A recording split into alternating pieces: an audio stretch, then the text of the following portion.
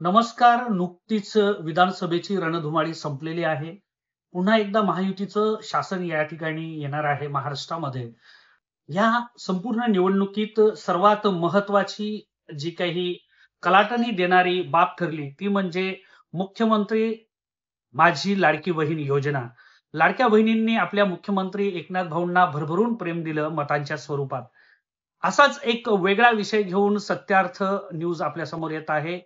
Shriram borewell present उंच माझा झोका.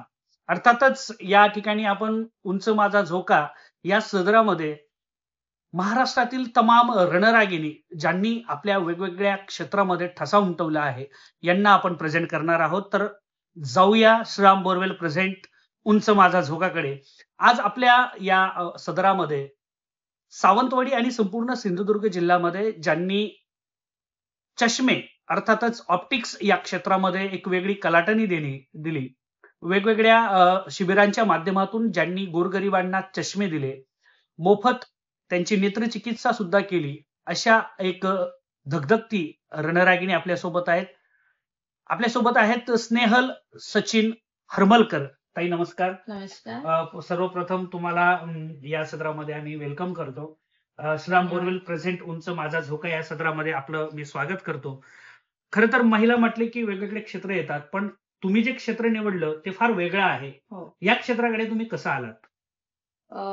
खरं सांगायचं म्हणजे पहिला हा आमचा व्यवसाय जो आहे हा आमचा खानदानी व्यवसाय आहे. बऱ्याच वर्षापासून आमची ही आता तिसरी पिढी आहे. अच्छा. पण हा व्यवसाय सासऱ्यांच्या कारकिर्दीपासून आहे. माझा व्यवसाय हा पहिल्यापासून मी जॉबला होती प्रायव्हेट बँकेमध्ये. अच्छा. जेव्हा लग्न झालं त्याच्यानंतर माझे सासरे बोलले, खरा सपोर्ट मला माझ्या सासऱ्यांचा आहे भरपूर. तुमच्या या क्षेत्रातील आयडॉल कोण मग? सगळ्यात महत्वाचं म्हणजे माझे आयडॉल म्हणजे माझे खरे सासरे आहेत. अच्छा. त्यानंतर मी माझ्या मिस्टरांना प्राधान्य. खरं तर आयडॉल म्हटल्यानंतर कोणीतरी आईचं नाव घेतं, कोणीतरी बाबाचं नाव घेतं, कोणीतरी भावाचं घेतं आणि उरले सुरले लोक पतीचं घेतात. पण या रणरागिणी आहेत ज्यांनी आपलं सर्व क्रेडिट जे आहे या क्षेत्रातलं ते सासऱ्यांना दिलं आणि ते निश्चितच इतर महिलांना अनुकरणीय आहे. हा मॅडम पुढे. हो, नक्कीच. कारण मी जेव्हा माझं लग्न होऊन ज्यावेळी मी ऍक्च्युली गावची आहे, पण मी ज्यावेळी लग्न होऊन मुंबईमध्ये गेली त्यावेळी 2 महिने झाले आणि लगेचच माझ्या सासऱ्याने सांगितलं तू घर थांबायचा. जो आपला व्यवसाय आहे हा जो पारंपरिक व्यवसाय आहे त्यामध्ये तू करिअर करायचं. त्याच्यानंतर लगेचच मला त्यांनी स्वतःच्या हॉस्पिटलमध्ये ते हॉस्पिटलला आहे डिप्लोमा तिथून जे शास्त्रशुद्ध प्रशिक्षण आहे ते कुठून घेतलं? एक मी त्यांच्याच हॉस्पिटलला आहे, कामटीप्रा आय हॉस्पिटल आहे भायखळ्याला, तिथे मी घेतलं. अच्छा. म्हणजे शास्त्रशुद्ध प्रशिक्षण घेतल्यानंतर तुम्ही 3 वर्ष मी प्रशिक्षण घेतलं पुन्हा कोकणात. हो हो.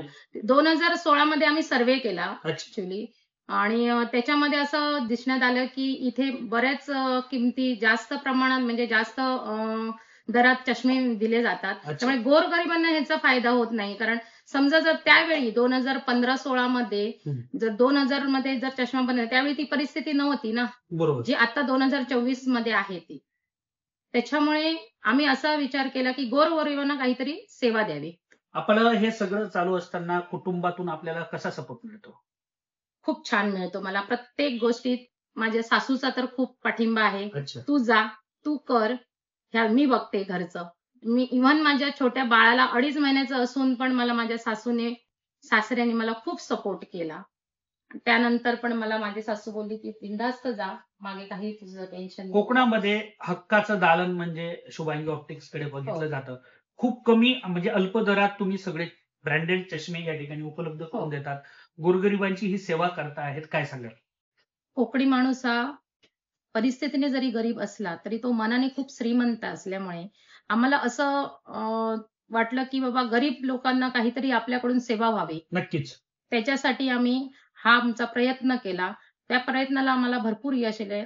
जसं की गोरगरीब जी आहेत आपली कोकणातली लोक त्यांना मोतीबिंदूची पण ऑपरेशनसाठी पण त्यांची परिस्थिती नसते. त्याच्यासाठी पण आम्ही हेल्प करतो त्यांना की बाबा कमी दरामध्ये किंवा शिबिरांमधून पण आम्ही त्यांना प्राधान्य देतो.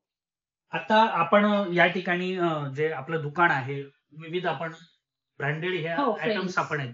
या कुठल्या कुठल्या अशा कंपन्या आहेत ज्या आपण अल्प दरात किंवा जे काही तुमच्याकडे रुग्ण येतात डोळ्यांचे, त्यांना तुम्ही उपलब्ध करून देता, तशा कुठच्या कुठच्या कंपन्या? आमच्याजवळ सर्व प्रकारचे ब्रँड्स आहेत. रेबन आहे, फास्ट्रॅक आहे, ओकली आहे, ओक आहे, स्कॉड आहे, ली कूपर आहे, जॉन मार्टिन आहे, स्टेपर आहे, नोटिका आहे. अशा सर्व प्रकारच्या ब्रँडेड आमच्याजवळ फ्रेम्स आणि गॉगल्स आहेत. तसंच आमच्याजवळ ग्लासेस पण ब्रँडेड आहेत. अच्छा. मॅडम, आपल्या अनेक शाखा आहेत. आता खरं तर सावंतवाडी किंवा वेंगुर्ला अजून या शाखांबद्दल आपण काय सांगू? हो, वेंगुर्ल्याची शाखा आम्ही 1 वर्ष झालंय आता. बऱ्यापैकी त्याचा रिस्पॉन्स आम्हाला मिळाला. तिकडे पण तसंच आहे, की आम्ही पण तिथे सर्व्हिस केला. तर गोरगरिबांना पण तशीच आम्ही इथे जशी सेवा आहे तशीच तिथे देतोय आम्ही. आपल्या शरीरातला सर्वात नाजूक पार्ट हा म्हणजे आपले डोळे असतात. हो. डोळे नसले की माणूस काही करू शकत नाही. तर अलीकडच्या काळामध्ये मुलं खूप सोशल मीडिया किंवा टीव्ही किंवा मोबाईल्स बघतात. एक नेत्रचिकित्सक म्हणून तुम्ही ह्या मुलांना किंवा त्यांच्या पालकांना काय सल्ला द्याल? नक्कीच. याबद्दल हा तर महत्त्वाचा विषय आहे. खरं सांगाल तर झोपून महत्त्वाचं म्हणजे आत्ताची जी मुलं रात्रीच्या वेळी झोपून मोबाईल बघतात, त्यामुळे जास्त नंबर वाढतो डोळ्यांचा. आणि रात्रीचा जो फ्लॅश येतो मोबाईलचा, त्या लाईटचा जो त्रास होतो ना, त्याच्यामुळे मुलांचे डोळे जास्तीत जास्त खराब होतात. त्यामुळे हे जास्त प्रमाण आता लहान मुलांमध्ये जास्त प्रमाण आलेलं आहे. नक्कीच.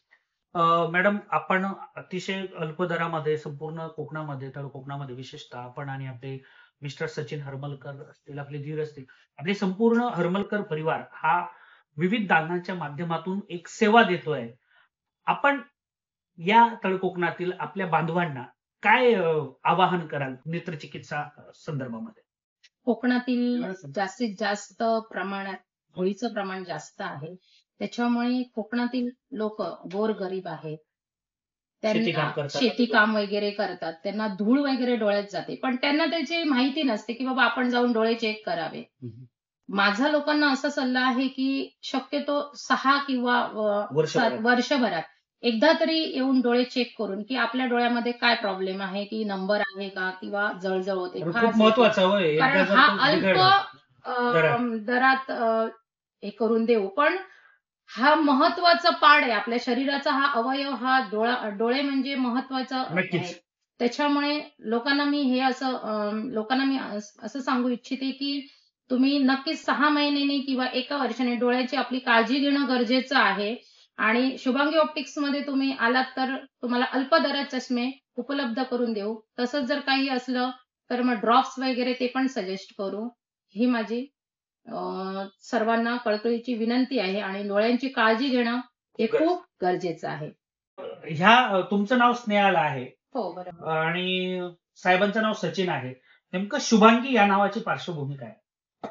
खरं सांगाल तर आमचं पूर्ण पारंपरिक जो व्यवसाय आहे हा चष्मा लाईनचा, तो प्रत्येकाची दुकानांचं जे आहे ते प्रत्येकाने आपल्या आपल्या आईचं नाव ठेवलेलं आहे. आणि मग आम्ही पण असं हे केलं, की आईचं नाव ठेवल्यावर एक आशीर्वाद जे सर्व आपलंच आहे. पण एक त्यांचं नाव ठेवून त्यांचा जो आशीर्वाद मिळतो, पाठबळ मिळतं, हे खूप महत्वाचं आहे. त्याच्यासाठी आम्ही शुभांगी हे माझ्या सासूचं नाव आहे. त्यामुळे सासूचं नाव. पण कस्टमर जे येतात आमचे ते शक्यतो मला शुभांगी म्हणतात. मी पण तुम्हाला शुभांगीच लिहित होतो. शुभांगीच म्हणतात. नक्कीच स्नेहल हरमलकरांनी सांगितल्याप्रमाणे किमान 6 महिने वर्षभरात आपण आपले डोळ्यांची निगा ही या ठिकाणी येऊन घ्यावी. आपले डोळे चेक करून घ्यावे. जर गरज असेल तरच ते चष्मे देतात. अन्यथा कुठल्याही स्वरूपाचं ते त्याला शुल्क आकारत नाहीत. सल्लाही मोफत देतात.